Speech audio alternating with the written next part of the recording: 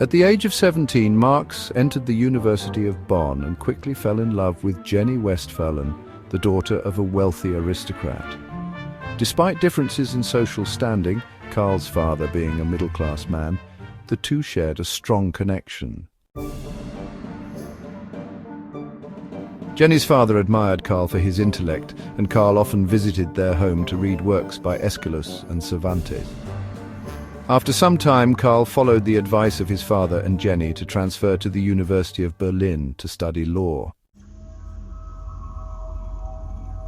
Berlin was a hub of philosophical thought, with Hegel's ideas dominating the intellectual landscape.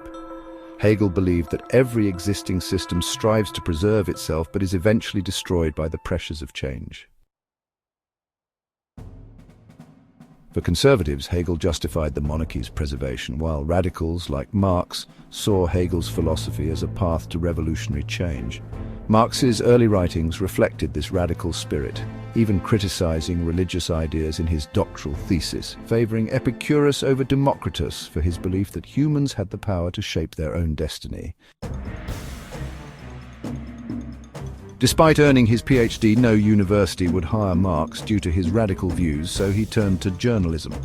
At the Rheinische Zeitung, he became editor and led the newspaper to a more radical stance, criticizing government censorship and advocating for workers' rights. However, the newspaper was banned, and Marx moved to France with Jenny after her father's death. In France, Marx joined a group of revolutionary intellectuals, including Friedrich Engels. They co-founded the Deutsch Französische Jahrbuche, German-French yearbooks, where Marx first wrote about class struggle. His radical ideas contrasted with those of earlier socialist thinkers like Saint-Simon, who believed change could come through peaceful reform. Marx, however, argued that true socialism would come only through struggle, not the goodwill of the bourgeoisie. In 1844, Marx wrote his first significant essay, The Economic and Philosophic Manuscripts, where he expanded on Hegel's concept of alienation, arguing that workers become alienated from the products of their labor in a capitalist system. This marked the beginning of his deep study of economics and society. By 1846, Marx's ideas were drawing attention, and he co-wrote The Holy Family, critiquing the idealism of previous philosophers and arguing that material reality shaped thought. In 1847, Marx and Engels co-founded the Communist League and, in 1848, published the Communist Manifesto, calling for a revolution against capitalist societies. This work sparked uprisings across Europe.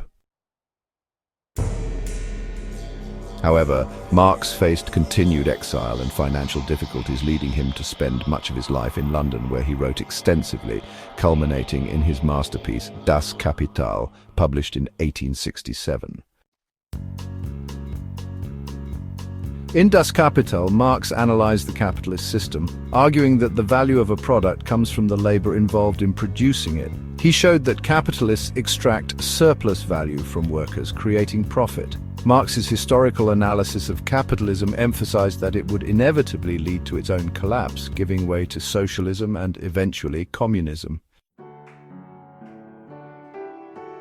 Marx's ideas had a profound influence on revolutionary movements around the world. His critique of capitalism shaped socialist and communist ideologies, influencing nations like the Soviet Union and China. Despite the challenges and failures in the practical application of his theories, Marx's work continues to shape debates on class, power, and economics today. Throughout his life, Marx faced poverty, poor health, and personal struggles, relying heavily on his friend Engels for financial support. Despite these hardships, Marx's legacy as a revolutionary thinker endures, and his analysis of capitalism remains a critical tool for understanding economic systems and class dynamics in the modern world.